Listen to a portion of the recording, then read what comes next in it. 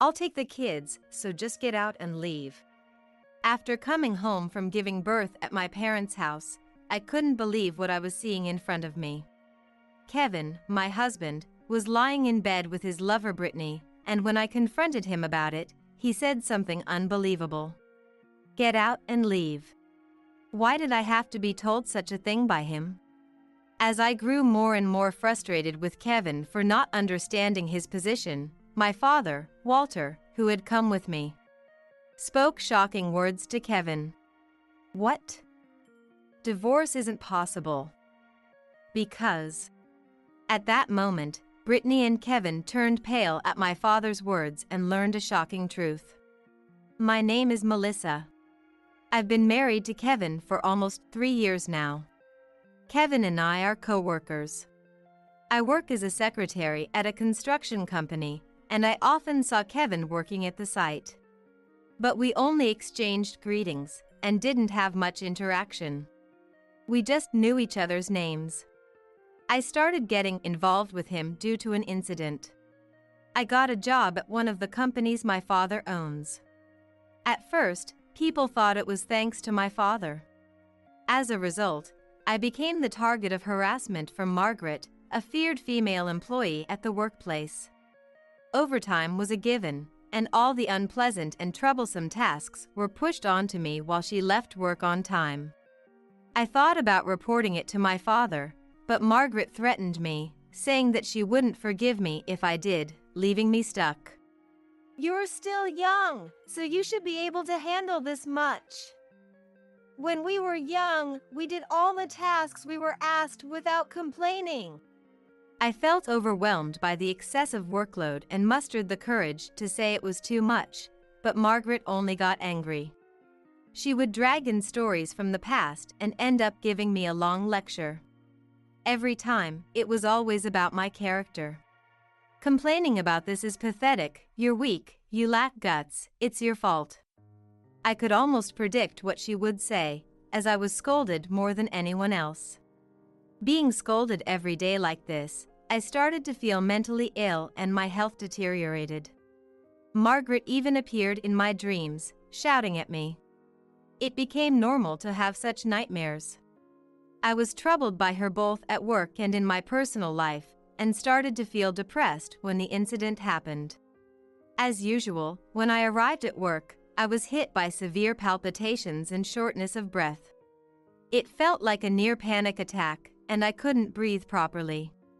I tried to calm down but couldn't control it, and crouched while holding my chest. But Margaret, seeing this, let out a sigh of exasperation. Stop with the exaggerated act and get to work, will you? You're in the way of people passing through.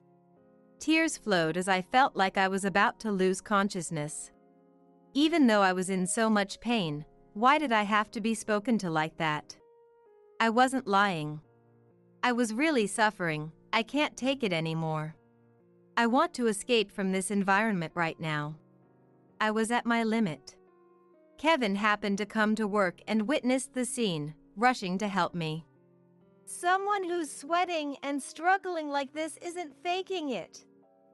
Stop saying stupid things and get someone to help, now. Kevin's shout echoed through the floor, and hearing it, other employees started to gather. Realizing it was an awkward situation, Margaret tried to escape, but she was easily caught by Kevin and dragged into the conference room. Other employees who had been harassed by her reported her to Kevin, and this information was quickly passed on to his father. As a result of this incident, Margaret was demoted. Finally, I regained some peace and continued working, supported by everyone around me. This also led to me interacting more with Kevin, and naturally, we developed a romantic relationship. I thought happy days would continue. But reality was not so kind. At first, I thought he was a good person, but I didn't realize he was actually a terrible man. Without knowing it, I became his convenient woman. Kevin, who was experienced, skillfully manipulated me. Before I knew it, I became dependent on him, doing everything he said. Unaware of this, I ended up marrying him and began a hellish married life. When I came home from work, he treated me like a servant, and if I resisted even a little, he would overpower me. However, using a mix of rewards and punishments, he ensured I wouldn't leave, trapping me in his grasp. 3.5 years of this life passed, and then I found out I was pregnant. Being someone who always loved children, I felt joy at this new life inside me. But Kevin's face contorted, showing no happiness. Are you sure it's not a mistake? Are you really pregnant? When I hurried home to tell Kevin, that was his first reaction. Honestly, I think it's too soon. We don't have that much savings, and our life isn't exactly comfortable. Having a kid now would only make things harder for the child. I was so shocked that I couldn't close my mouth. I thought he was committed to having children. If he was so half-hearted, it was extremely irresponsible. Though I was upset by his unbelievable words, I was still happy about the pregnancy and strongly wanted to have the baby. If your only concern is money, I have some savings. It's not a huge amount, but enough to support an additional child. Hearing this, Kevin's tone changed. Really? You have that much money? Why didn't you say so from the start? I wouldn't have said so much if I'd known. His words made me feel uneasy. But it was just a hunch, with no solid proof. At that time, I couldn't confront him about my doubts.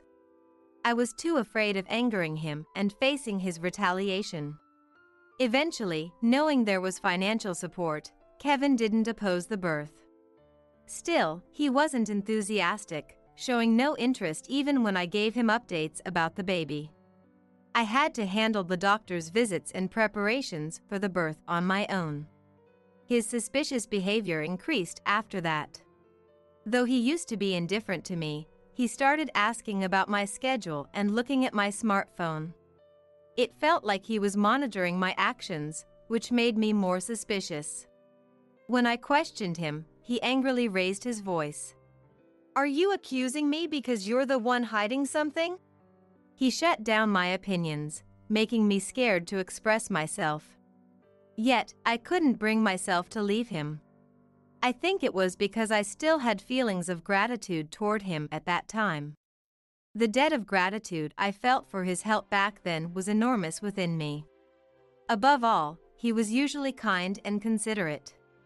I still hadn't found the catalyst I needed to break free from that carrot and stick. I was constantly being manipulated by him. My parents, seeing my situation, were worried. They could no longer bear to watch and suggested that I come home to give birth. You're having a baby. It would be reassuring for you to be in an environment where you can rely on people around you. You tend to take on everything by yourself. And you hardly ever show any weakness. Why don't you handle the childcare at our place for a while? You can leave the housework to me. You don't have many acquaintances over there, do you? Just as my parents said. I had few friends, and no one I could easily consult with about parenting. It was certainly something I wanted to avoid, exploding under the pressure and affecting the baby. I gratefully agreed to my parents' offer and decided to return home for childbirth. The day I was to return home arrived.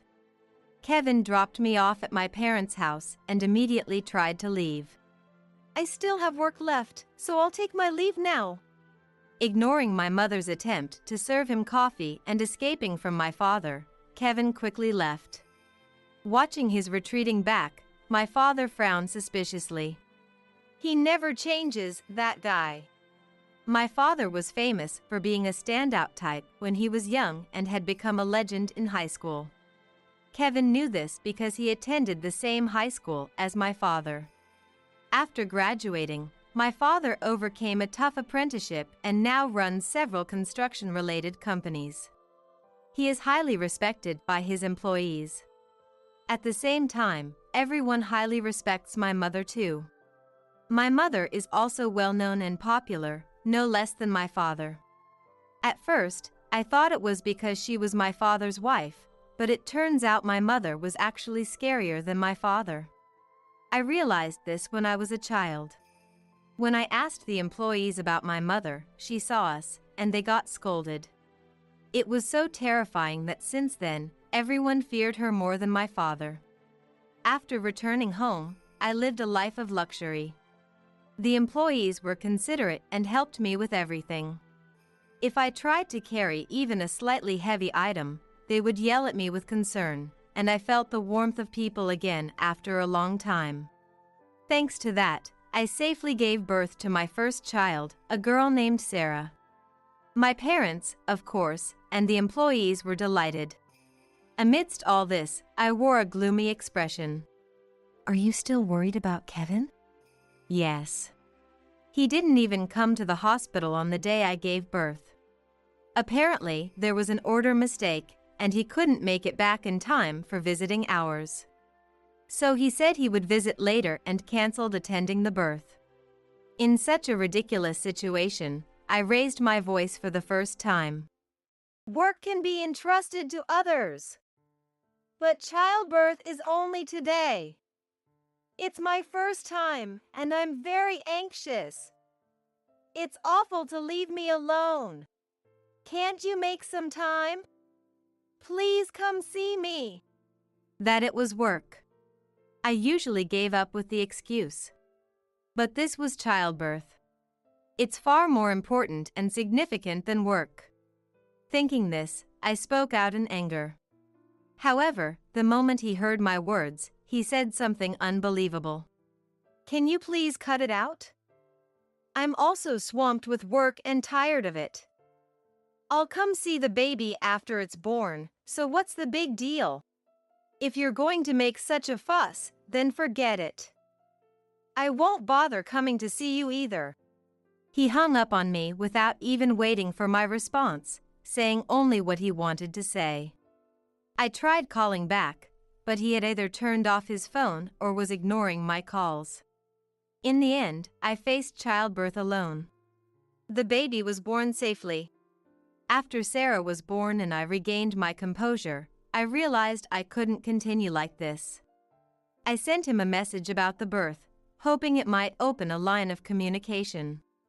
But all I received in return was a simple congrats. He didn't contact me again, and I found myself frequently calling the center to try and reach him. This can't go on. I need to confront him. Determined, I decided to try contacting him again. Melissa, we need to talk. Suddenly, my father, who had just finished work, showed up with two of his employees, Robert and Daniel, calling for me. Seeing their serious expressions, I knew something was wrong. I swallowed hard and sat down across from the three, asking what was going on. Please stay calm, but Kevin might be cheating on you. What? The sudden statement left me speechless. As I stood there in stunned silence, one of the employees laid out several photos on the table. The pictures showed Kevin entering a hotel with a woman I'd never seen before, arm in arm. These were taken by one of my subordinates. He contacted me yesterday and explained the situation.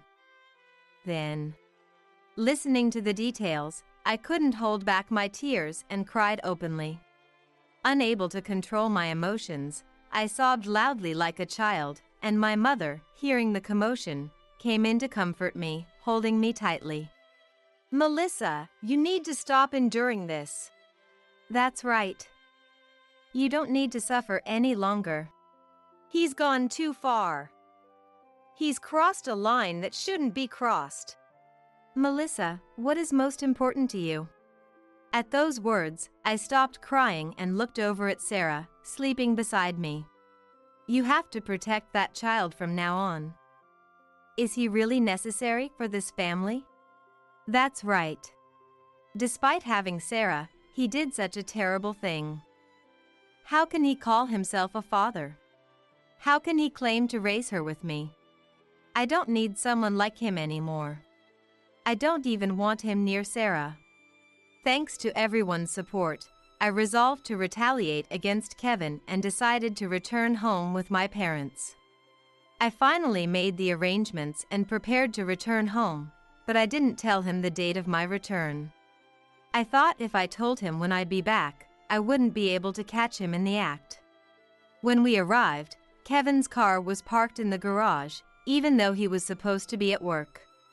Seeing this predictable situation, my parents and I exchanged glances and prepared for confrontation. I left Sarah with my mother and entered the house first with my father. The house was eerily quiet, with no sign of anyone. My father and I entered the bedroom, and an unbelievable scene unfolded before our eyes. There they are. Sure enough, there lay Kevin and Brittany, sound asleep, oblivious to everything. Sighing at the predictability of it all, I took out my smartphone and snapped photos as evidence. The sound of the shutter must have woken him because Kevin groggily looked at us, confused. Melissa? Walter? What are you doing here? Not sure if he's dreaming or awake, Kevin sluggishly recognizes my presence.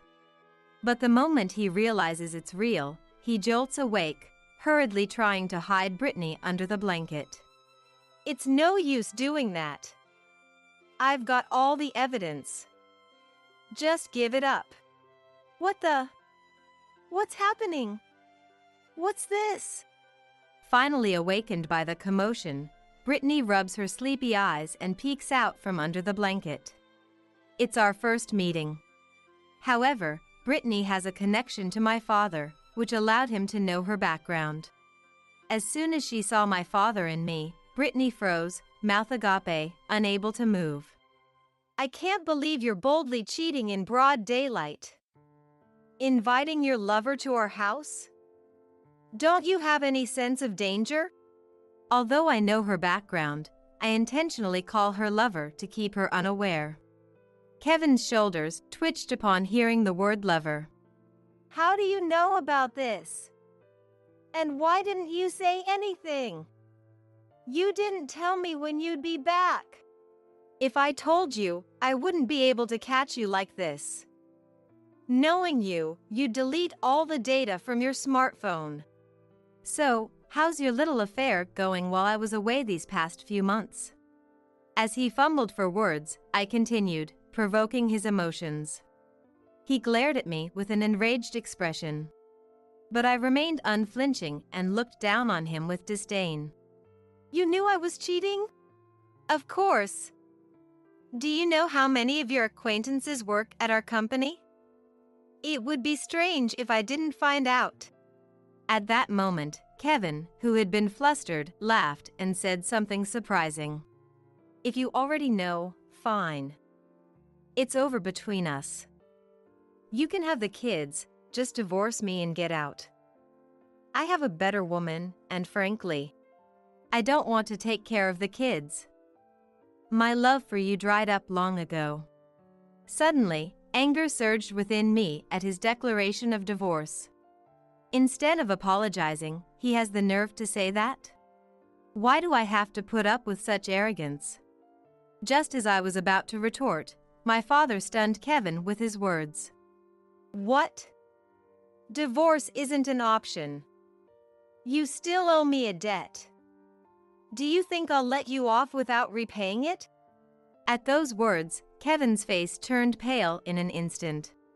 At the same time, Brittany widened her eyes and looked at Kevin. Debt? What's this? What do you mean? It seemed Kevin hadn't told Brittany anything. She glared at Kevin with questioning eyes, and Kevin avoided her gaze. That's... Sweat trickled down Kevin's forehead as he struggled to explain. Knowing everything from my father, I silently watched their exchange. Did you really think you could do something this stupid without repaying your debt? I stayed silent for Melissa's sake, but not anymore. Melissa knows everything now. What? Kevin's face showed obvious shock, confirming my father's suspicion. Kevin had been taking advantage of my father's kindness towards me all this time. However, my decision to get back at Kevin changed everything, and my parents no longer needed to hold back. In front of Brittany, who knew nothing about the situation, we humiliated him. So, she doesn't know about your situation, does she? Let me enlighten you. All the good times he has given you, it wasn't with his money. It was all borrowed. He made debts with other people's money. What? Brittany was visibly shocked by the sudden revelation. But she still couldn't fully believe it and looked at him with concern. Seeing this, my father made a phone call to convince her. Then, as if on cue, my mother came into the house. It must be hard to believe this out of the blue, but let me tell you something even more unbelievable. With a sinister smile, my father handed a document to Brittany, which my mother had brought. Kevin instantly knew what the document was. Stop it! Please, stop! Kevin, desperate to keep it from being seen, tried to grab it from my father, but he was no match for my father's strong build. My father easily resisted and handed the document to Brittany, revealing the shocking truth. Kevin is a pathetic man who made a huge debt through gambling. Gambling?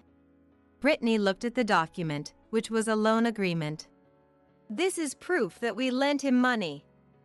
Our lawyer prepared this affidavit. The loan agreement showed that he owed my father $20,000 and had his signature. There was also a clause that stated any breach would be severely punished, reinforcing my father's statement. To further prove his point, my father showed a video from the surveillance camera, which he had transferred to his smartphone. This proves the debt isn't a lie. Kevin begged me to cover his gambling debts while Melissa was away. What the hell? You lied to me? You were happy with the gifts, weren't you? Even if it was debt, I got them for you. Money is money. Stop complaining. He had been paying for Brittany's branded items and dates, using up all his living expenses. Brittany, thinking Kevin was wealthy, was easily deceived and became his mistress. The situation was ridiculous, and a sigh of exasperation escaped my lips. How can you talk about divorce or infidelity when you haven't even repaid this money? Enough of your nonsense. My father, who rarely raised his voice, shouted, scaring Kevin into a pathetic whimper. Kevin, usually arrogant, was now like a cat caught by the scruff of the neck in front of my father. Panicking under the intense pressure, he desperately looked around for an escape. Then, he decided to shift the blame onto someone else. He pointed at me and, unbelievably, started making me the villain. It's your fault for getting pregnant. If you hadn't had a child, I wouldn't have done any of this. What? I couldn't understand what Kevin was saying, and in his confusion, he continued to lash out at me irrationally. If you give birth, I'll lose my free time. I only married you for the housekeeping. I never wanted kids. He continued to say incredibly cruel things in front of our child without any remorse. My mother, not wanting Sarah to hear those words, gently covered her ears with her hand. I glared at Kevin, who was making these unbelievable statements. You have to prioritize the child and you won't have any free time after work. I absolutely hate that kind of life. So I thought I'd enjoy myself a bit before that. And then... He had started gambling because he couldn't cover the costs of his dates with living expenses. He had spent money on horse racing. As a result, he accumulated $20,000 in debt in a single day.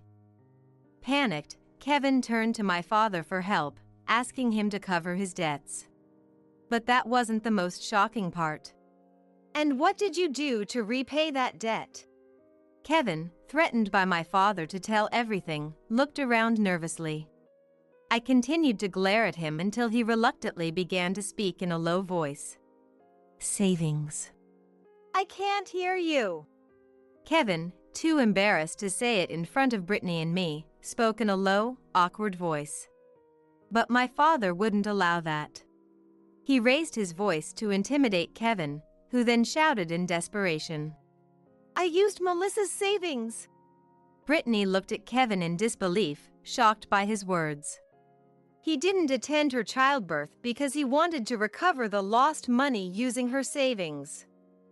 He was at the racetrack on the day of her childbirth. The story about work was a complete lie. Kevin, now resigned, hung his head in shame as my father spoke, looking at him with disdain. To add to my father's words, my mother began to speak. One of our employees happened to be off that day. They were also at the racetrack. They saw a person yelling at the horses with bloodshot eyes and were shocked when they recognized him. It was someone they knew. They said they felt ashamed and disgusted. It was actually thanks to this employee's report that we noticed something was wrong with Kevin. He told my parents about it, which led to the discovery of Kevin's debts and lies, prompting my father to call him to the office. At that time, we didn't suspect he was cheating, so my father agreed to his request under the promise that he would repay the debt. Determined to ensure Kevin kept his promise, my father set severe penalties if he failed to do so. Kevin probably thought everything would be fine as long as his affair wasn't discovered. It's a perfect example of poor planning. Kevin, unaware that the person was our employee, had explained everything. Regretting his actions, he looked away in frustration. "Do you remember what you said when I took over your debt?" That was. "You asked me to keep it a secret from Melissa and promised you'd never make her cry again. You begged me to let it go, saying if you ever hurt Melissa again, I could do whatever I wanted with you. Isn't that right?" My father hates when anyone hurts his family. He's incredibly devoted to his family, and he probably wanted to tell me everything right away. But I had just given birth, and Sarah was still so small. In my exhausted state, he couldn't bring himself to tell me. After discussing it with my mother, they decided to forgive Kevin just this once, on the condition that he would repay the debt and take care of me. "I'm sorry, Melissa. We even got a lawyer and had him write a pledge, but we weren't thorough enough. We should have cornered him more at that time." My mother, concerned about my exhaustion from childcare, tries to comfort me. Her kindness and warmth make me feel like crying. I responded to my apologetic mother, understanding their feelings painfully well. "You two don't need to apologize. It's all Kevin's fault and that mistress of his." That's right. Really, they did such a horrible thing. Unlike my angry father, my mother had a frightening smile on her face. Seeing my mother, Kevin trembled, trying to escape from my father's grasp towards the door. But I wouldn't let that happen. I stood in front of him, and soon my father was beside me, blocking Kevin's way. My mother handed Sarah to me, then cornered Kevin against the wall, leaving him no escape. "Not only have you not repaid your debt, but you're also cheating. And now you want a divorce? Don't talk nonsense." Kevin, completely cornered, turned pale. Seeing his pathetic state, my mother pressed the pledge against his face. "You said you'd do anything if you broke this pledge. So, let's make sure you keep that promise." "Anything." "Melissa, you decide." My mother, who had been silent until now, turned to me with a bright smile. I nodded in agreement and walked up to Kevin. "From now on, I'll treat you like a doormat. Don't think you'll get to go home after work. I'll give you so much work you'll be exhausted. Oh, and don't think you have any rights. You betrayed not just me, but also my parents." "No. That's too much. I might have done terrible things, but being treated like this..." "What are you talking about? You took someone else's property and betrayed us. Do you think you deserve any rights? I leaned in closer to him, widening my eyes as I peered into his face, causing him to let out a small scream in fear. Divorce is too lenient. You'll work for us for the rest of your life until we're satisfied. If you get off with just being a doormat, consider yourself lucky. As I stepped away with a smirk, Kevin could finally imagine what was coming next. He hung his head in despair and collapsed to the floor. Seeing this, Brittany turned pale with fear, desperately looking around for an escape. Noticing her, my mother approached Brittany, who let out a small scream and stiffened. You knew he was married, didn't you? Huh? No, I mean... Startled by the sudden attention, her eyes widened. My mother put her arm around Brittany's shoulders with a smile. Don't think you can escape. We've already found out who you are and how you met Kevin. Hearing this, Brittany let out a gasp of shock. In fact, Brittany was the daughter of the president of a company that did business with my father's firm, and she was married. My father, who knew her husband, immediately informed the president and her husband. Upon learning the situation, her husband was furious, and the president apologized to us. He even gave us permission to handle her however we saw fit, just like Kevin. Your husband and our CEO have already agreed to this arrangement. You will move into our company housing and work hard. Of course, there will be no salary. Your husband suggested this as compensation. My mother, smiling like a devil, delivered this news. Realizing the hellish days ahead, Brittany, in tears, begged me for forgiveness. Seeing this, Kevin also ran to me, pleading for mercy. Both of you, calm down. Please. I gently spoke to them, urging them to look at me. They probably thought my tone meant I would forgive them. Their faces showed a faint glimmer of hope. However, that was impossible. With a beaming smile, I said words that would plunge them into despair. Can you stop apologizing? It's making me feel sick. At this point, do you think I'll forgive you? The past won't change, and my scars won't heal. No way. Don't think you can escape. Our employees are eagerly waiting for your arrival. Let's head to the dorms now. We'll manage all your living expenses. I'll give you pay slips, so don't worry. With a spiteful smile, I informed them. Resigned, they quietly followed us. Later, when we explained the situation to my in-laws, they were furious and ashamed of him. They apologized to me and gave their permission to handle it as I saw fit. Moreover, my father-in-law, being a police officer, and my mother-in-law, a lawyer, promised full cooperation. If Brittany or Kevin tried to seek their help, they would return them to us with a smile, fully supporting us. Thanks to this, both Kevin and Brittany ceased their futile resistance and became compliant. I then demanded compensation from both of them. Kevin, who not only cheated but also tampered with someone else's property, was asked to repay more than double the amount. With the added burden of child support, he despaired at the figure. He claimed he couldn't possibly repay it, but there was no escape. If you work hard from morning till night, you can repay it. You're in your 30s, you should be able to clear the debt by retirement. Though you won't have time for leisure. My father, laughing heartily, said these terrifying words.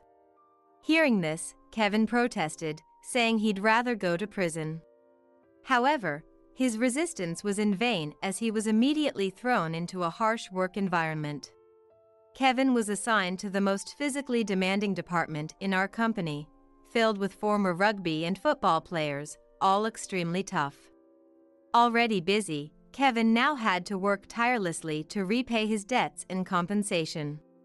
Meanwhile, Brittany was assigned to a new company my father established, specializing in oil waste collection. She dealt with dirty tasks daily. Initially, she resisted like Kevin, prompting my mother to assign her to a similarly tough department. As expected, the grueling work overwhelmed her, and she pleaded with my mother for a transfer, unable to continue. Reluctantly, she was placed in her current company. There, many strict employees surrounded her, and she, being naive, struggled with the harsh realities of the job, crying every day for months.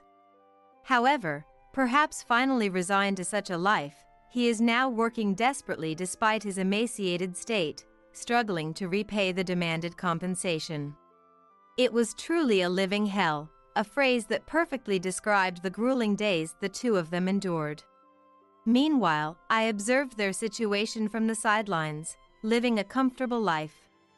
Thanks to the compensation money I received from them, I didn't have to work until Sarah entered elementary school, allowing me to spend leisurely time with her. But as Sarah started school, I found myself with more time, so I returned to work. My worried parents helped me change jobs, and I am currently working with them. When Sarah asked about Kevin, I told her everything honestly. I feared she might want to go to him after knowing the circumstances, but my worries were unnecessary. There's no way I would go to Dad after hearing this. I'm glad, Mom, that you were saved from that. As long as I have you, I don't need Dad, Sarah said calmly, to my astonishment. She seemed completely indifferent to Kevin and did not even consider him her father. Now, my father has taken on the role of her father figure. Their relationship is very good. Sarah is so fond of them that she calls my parents by nicknames. I'm so happy that both you and Sarah are smiling. I'm sorry for causing you worry. From now on, I won't make you worry unnecessarily. I can manage without a man, because I have many dependable people around me. With their support, I will continue to enjoy my life. Hey, you're the new hire, right? Go fetch me some coffee for now. I'm tired from walking all the way here. Huh? I doubted my ears, but what I just heard didn't seem to be a mistake. There was a shop on your way here, right? Go buy some coffee there. Why would I do that? As soon as I blurted out what I was thinking, Riley's face clouded over again. How long does it take you to buy some damn coffee? Riley crossed her legs on the sofa and said irritably, perhaps sensing my approach as she fiddled with her mobile phone. And I don't even need that much coffee. God, you're really dumb. Well, whatever, just hurry up and give it to me. Riley held out her hand to me, but I didn't hand her the coffee. No, you shouldn't drink this right now, I said, refusing. My name is Stella, 35 years old. I'm currently on a plane back to America. As the American cityscape gradually comes into view from the sky, I feel nostalgic for my first return to the US in 7 years. My company mainly deals with IT, and when an overseas branch was established 7 years ago, I was posted there at the same time. I hadn't been back to America since then, but now that the personnel at the overseas branch have stabilized, I'm returning to the head office. My long yet short life abroad is finally coming to an end. The plane landed safely, and as soon as I arrived at the airport, I dropped off my luggage at the hotel where I would be staying until I found a new place to live, then headed to the head office. I had been given 2 weeks off as a preparation period for my return to the head office after coming back to the country, but I love my job so much that I had insisted on going to the head office even just to say hello. Suppressing my excitement, I walked briskly toward the head office, and a large white building came into view. Wow, the exterior is so stylish. I wonder how much money they spent on this. I had been working at this company since I was 20 years old, and when I reached my 5th year, I was posted overseas. But during the 7 years I was away, the head office moved once. The head office I knew only rented 1 floor of a building, but the company's sales increased year by year, and now the entire large building stood there as the head office. Looking up at the company, I entered through the entrance and went to the reception desk. Hello. What can I do for you today? Is Andrew in? I said to the receptionist. Then, at the same time as I heard footsteps in the back. Oh, Stella. Over here, over here. I heard a voice a little distance away. Turning around, Daniel, my subordinate, came running up to me. Long time no see, Daniel. Daniel was an employee who had been my subordinate before I was posted overseas, and we said that it would be nice to see each other again when I came back. Apparently, he had been working diligently for the past 7 years, and today he came to greet me. Geez, Stella. When I heard you were coming all of a sudden, I rushed to finish my work for the day. Really? You didn't have to. But thank you. When I said that, he smiled a bit shyly. Andrew is on duty, so let's go right away, he said, guiding me to the elevator.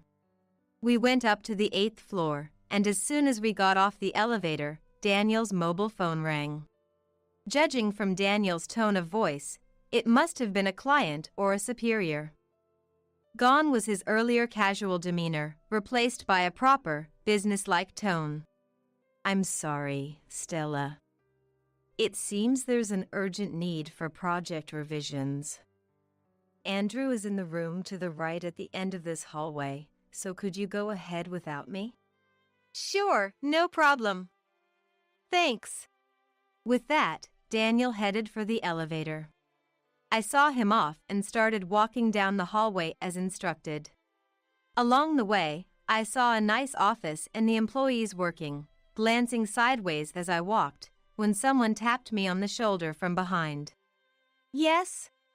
I turned around to see a woman in her mid-20s carrying a large amount of documents. I haven't seen your face before. Are you from another department? Perfect timing. Can you take these to the second conference room? With that, she shoved the files and documents she was holding at me. Huh? Well, I just arrived today, so I don't really know. When I said that, the female employee made an obviously unpleasant face and let out a big sigh. Useless. We don't need this kind of mid-career hire. Well, whatever. Can you just carry them for now? They're heavy. I wasn't sure what was going on, but I took the documents as they were handed to me. Then, I caught a glimpse of her name tag, which read Riley. I was just confused, as I had never been badmouthed like this upon first meeting someone. Leaving me standing there, Riley was about to turn her back and walk away, but she quickly turned around as if to check on me. What are you standing there dumbfounded for? Follow me. She glared at me. I was a little irritated by her words and actions, but I couldn't just leave the documents and leave. I thought it would be okay to just deliver it for a bit, so I followed Riley. The second conference room Riley mentioned was on the 2nd floor, quite a distance away. By the time I arrived at the conference room, I was quite exhausted from the weight of the documents I was carrying and the considerable amount of walking. Okay, good work. Just leave that there. Riley instructed me with a cool face. Well, you're a new mid-career hire and you were able to help me with my work, so that should be good enough. If anyone asks where you were, just say you were helping Riley with her work.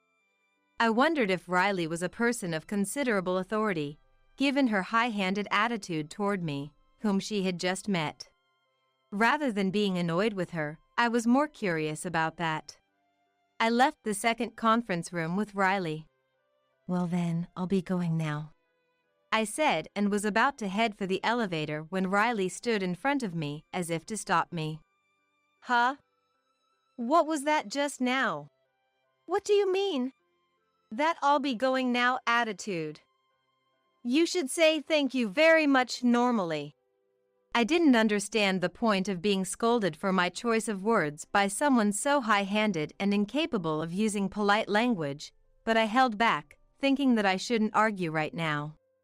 I apologize. Excuse me. When I apologized, Riley smiled a bit, perhaps in a better mood. Well, it's almost a miracle that someone like you was hired mid-career at this company, so be careful with your superiors. I wanted to argue back, but I had somewhere I needed to go, so I endured it in order to end the situation quickly and leave. Hey, you're new, right? For now, go buy me some coffee. I'm tired from walking all this way. Huh? I doubted my ears, but apparently what I just heard wasn't a mistake. There was a shop on your way here, right? Go buy coffee there. Why would I do that? When I blurted out what I was thinking, Riley's face clouded over again. You probably don't know this since you're new, but I'm the daughter of the head of the business division at this company. Do you have any idea how much power the head of the business division has in this company? I see, so Riley is using her parents' position as a shield, I realized in my mind. Come to think of it, I vaguely remember seeing the name John Smith as the head of the business division when I looked at some documents on the website a while back. Say something. When I was silently thinking, she raised her voice. Her voice echoed throughout the floor, drawing the attention of the surrounding employees to us. I don't know if you're in your 30s or 40s, but I can have a newcomer like you fired immediately if I just say the word. Is that okay with you? You're right, I understand. I'll go buy it. I said that and headed for the shop, and from behind me. I'll be sitting over there, so hurry up. Riley pointed to a backless sofa placed in a small space near the shop. I saw that, entered the shop, and picked up a coffee. Then, a kind-looking female staff member who appeared to be in her 50s, perhaps out of concern for me, spoke to me. That was unfortunate. I wonder if something can be done about John's daughter. I was surprised that it could be heard even inside the shop, but it seems that Riley's behavior isn't limited to today. Is she always like that? Yes, as far as I've seen here, she always has someone carry her things, and she always sits on that sofa and has someone else go and buy various things for her. I wondered what Riley thinks this place is, if that kind of thing is done on a regular basis. And, as I stood there wondering, the saleswoman continued. Things weren't like this when John's daughter Riley first joined the company. But I heard rumors that the person who was strictly mentoring Riley was driven to quit by John. Apparently, they were forced to write apology letters day after day. I could barely contain my frustration thinking about how Riley's attitude must have gotten worse and worse once she realized she could eliminate anyone she didn't like by asking John, after getting hired through connections in the first place. My heart went out to the employee tasked with training Riley. Just then, I noticed my phone vibrating in my pocket. Taking it out, I saw Daniel was calling. Sorry, somehow I ended up helping out with an employee's work. I'm at the store now. Yeah, got it. Hanging up, I bought 5 coffees and headed to where Riley was waiting. How long does it take to buy some damn coffee? Riley sensed me approaching as she sat on the couch with her legs crossed, fiddling with her phone. She spat out the words in an irritated tone. And I don't even need that much coffee. God, you're really dumb. Well, whatever, just hurry up and give it to me. Riley held out her hand to me, but I didn't hand her the coffee. No, you shouldn't drink this now, I said, refusing. At that, Riley furrowed her brow and tapped her foot impatiently. What are you saying? You want to quit this company? Hurry up and give it. Her angry shout echoed across the floor, and people around glanced at Riley with looks that said, "Here we go again." Unfazed, I steadfastly refused to hand over the coffee I was holding. Riley stood up, stepped in front of me, and shoved my shoulders hard. You've earned yourself a written apology. Don't regret your actions later. Flashing a nasty grin, she tried to forcibly take the coffee from me. Just then, Hey, what are you doing? a voice called out from behind and the sound of approaching footsteps could be heard. I was just training this new employee as part of orientation. Riley explained to Daniel in a sweet, coddling voice, completely different from moments ago. Training? New employee? This person? Riley nodded, and Daniel's gaze shifted between me and her. Daniel seemed utterly confused, with so many questions about the situation. Stella is a new hire? He said, bursting out laughing. Huh? You know her? Riley looked dumbfounded. Know her? Stella, what's this all about? Don't tell me you're here to set this up with the staff. No, this isn't a joke. Let's go. Can I bring her along, too?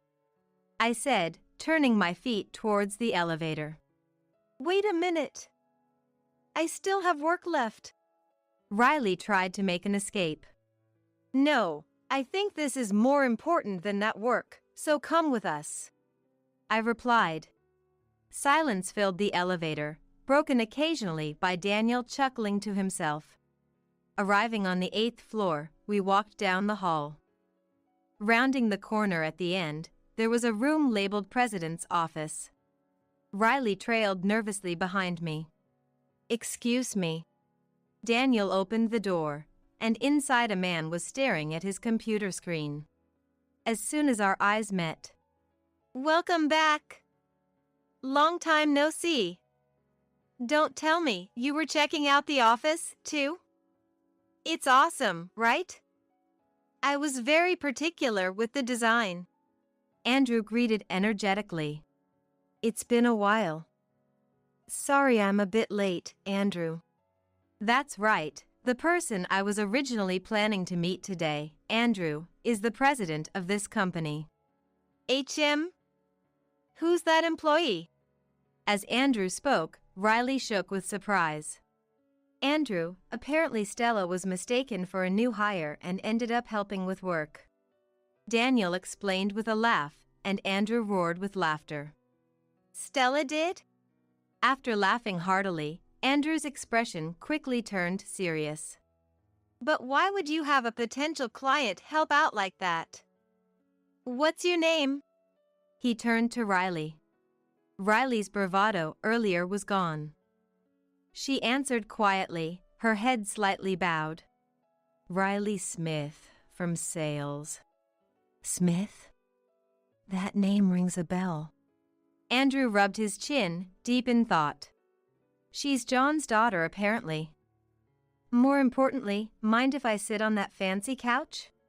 Stella, your sarcasm has improved since going abroad.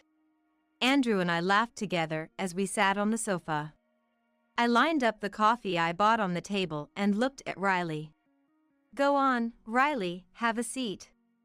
Oh, yes. Riley replied, a bit startled, looking puzzled by how friendly we were with each other. But Stella, don't give Daniel too hard a time. He's this company's CTO now, you know. In an IT company like ours, the CTO wields considerable power among the executives. I felt proud seeing a subordinate I've known for so long reach such a position. It's all thanks to Stella. But you didn't have to go buy coffee, we had some prepared here. Daniel picked up the coffee I bought, looking perplexed. It's fine once in a while. Reminds me of our old meetings. We'd drink coffee like this and have really long discussions, remember? Andrew laughed nostalgically at my words.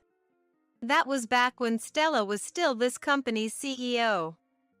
Those were fun times in their own way. Sometimes we'd argue until morning. What did you just say? When this person was CEO? Riley suddenly raised her voice, looking shocked. New employees like you probably don't know, but Stella used to be this company's CEO. To think she'd be mistaken for a new hire, He said, barely containing his laughter. I guess it means I look young. No big deal. I suppose. But when Stella made the call to expand overseas first, leaving the company to me and going to the foreign branch alone, I wondered what would happen. Thanks to that, the company has grown this much. Andrew looked at me with a serious expression. If Stella wants to return to her old position, I'm prepared to step down. I laughed at Andrew's words. What are you saying? We started this company together. I have no intention of becoming president again now. Let's keep going with you as CEO and me as COO. COO refers to the Chief Operating Officer, essentially the number 2 position in a company. I started this company with Andrew out of a single apartment unit. When we grew the company to the point of renting an entire office floor, I thought we should expand our activities not just in America, but overseas as well. So I flew abroad. But it's quite inconvenient for the CEO to be absent from headquarters. So I entrusted the role of CEO to Andrew and devoted myself to work overseas as COO. In the first place, this company was something the two of us started together. We always made decisions as a pair and apologized together when we made mistakes. I didn't care who was above the other. There should be a photo and short bio of me in the materials handed out when employees join, but Riley got hired through connections, so she probably never looked at that stuff. That's likely why she never realized until now. So Stella, want to have another discussion until this coffee runs out for old time's sake? Looks like there's an extra one. Daniel, put that in the fridge. It's fine. There's someone I want to call. That one's for them. As you said, looks like we'll be here a while today. I glanced at Riley. Her back was straight, but she refused to meet my eyes. I had Daniel call a certain person for me. A few minutes later, there was a knock and the door opened. You wanted to see me? A man poked his head in. The man looked at Riley sitting on the sofa with a slightly surprised expression. Riley also seemed startled to see him. This must be John. Realizing his daughter has some issues, he began to break out in a cold sweat. Are you John, the business unit director? I'm Stella, the COO. Please, have a seat. Stella, I heard you were returning from overseas. It's an honor to meet you. What brings you here today? As soon as John took his seat, I explained Riley's words and actions that day to everyone present. When I finished speaking, how dare you be so rude to Stella? Daniel openly expressed his anger. I am truly sorry. John apologized profusely, his head nearly touching the table. Riley kept her head down, now regretting her actions. Well, never mind the rudeness to me. More importantly, Riley, you must be thirsty. Please, have some coffee. At my words, I'm sorry, I can't accept this. Riley looked at me with teary eyes.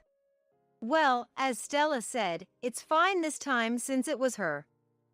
But what if it had been a client? What were you thinking? Andrew shot Riley a sharp look. She was at a loss for words. Well. This should never happen within the company. Manners are supposed to be taught during training. Who was in charge of that? When Daniel said this, Riley's eyes widened. Realizing she couldn't make excuses, Riley named the person in charge. Andrew went to his computer to check the employee data, but there was no current employee by that name. After a moment of awkward silence, Daniel spoke as if remembering something. Could that be the person who submitted their resignation along with that memo? You know, the one that said, "I've reached my limit and please forgive me." It seemed the saleswoman's story wasn't just a rumor after all. Sweat poured from Riley and John, proof of their guilt. John, do you have any involvement in this? Well, I wouldn't say no involvement, he replied uncomfortably. Andrew spoke in a low voice from his computer. Is it really so difficult to answer Stella's question with a simple yes or no? As the business unit director, please strive to speak and act responsibly, and not give vague replies. Andrew carries himself with dignity during important discussions like this. I've long thought this side of him is well suited to lead everyone as our representative. Stella, I'm so sorry about today. I didn't know.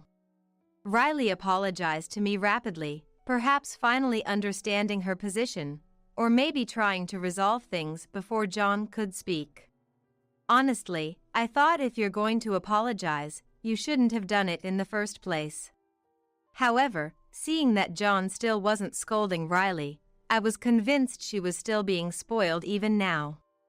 Well, if many people are troubled by her usual attitude, she won't be able to stay with the company. But why don't we decide John's punishment based on the results of the investigation? Andrew and Daniel nodded at my suggestion.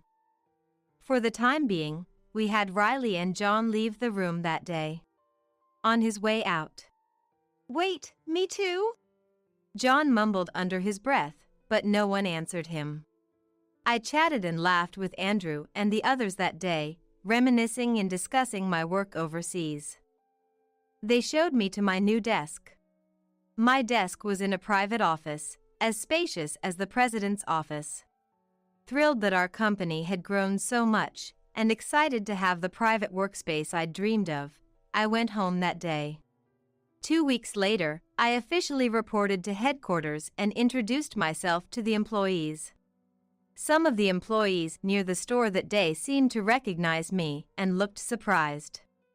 I contacted the employee driven to quit by Riley and John. The company apologized and arranged for them to return to work.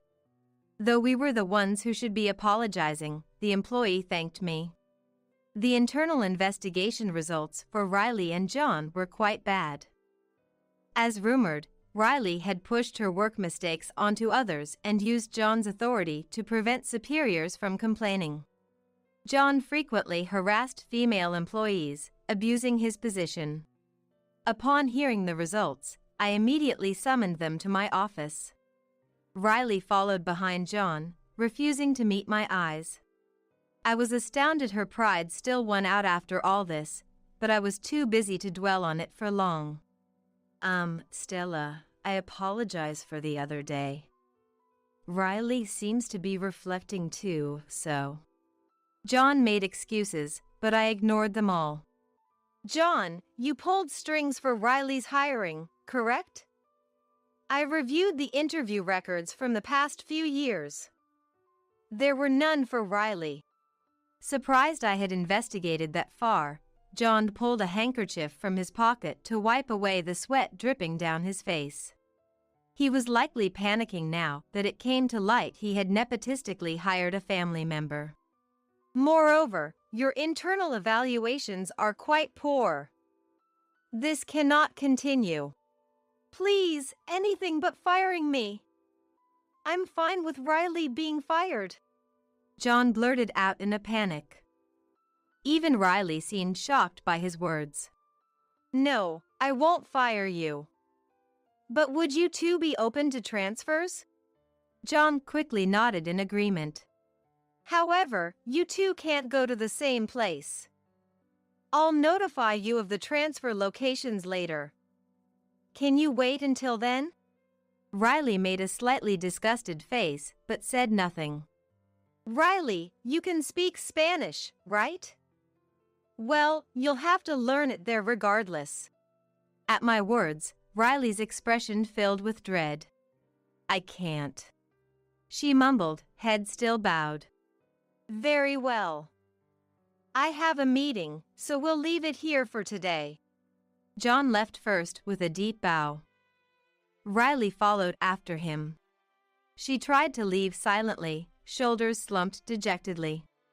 Riley, I hate to say this, but it's not okay to leave without a word, right? You taught me that yourself. At my comment, Riley left, her face pale. Later, John was given a transfer notice to a rural branch office, effectively a demotion. However, rumor has it he couldn't stand this treatment and has begun job hunting. As for Riley, she was given an overseas transfer notice. But having lost John as her shield and realizing she could do nothing alone, she stopped coming to work without notice after that day. I never saw her face again. Our company's sales steadily grew after that. We apparently ranked in a magazine's list of companies people want to work for. Several months later, one morning I was hurrying to work for an important client meeting. Near the office entrance, I spotted Andrew. He noticed me too and greeted me cheerfully. Morning. I bought coffee for you too, Stella. Thanks. This coffee? Guessing today will be a long one. I laughed, looking at the coffee in my hand. Andrew laughed too, but his expression turned serious. So, are you free after work today? His usual dignified demeanor was replaced by a lack of confidence. I sighed, looking at him like that, and chuckled. Andrew, it's no exaggeration to say today's deal will make or break the company's future. Please, remain my colleague until it's done. Dinner plans can wait until after. Hearing that, Andrew lightly cleared his throat and straightened his back. You're right, absolutely right. Well then, let's prepare. As I entered the company with him, I spotted Daniel smiling at us in the entrance. He must find it amusing to see Andrew flustered and red-faced beside me, greeting employees awkwardly as he walks. A lot happened right after I returned, but I look forward to my life here going forward.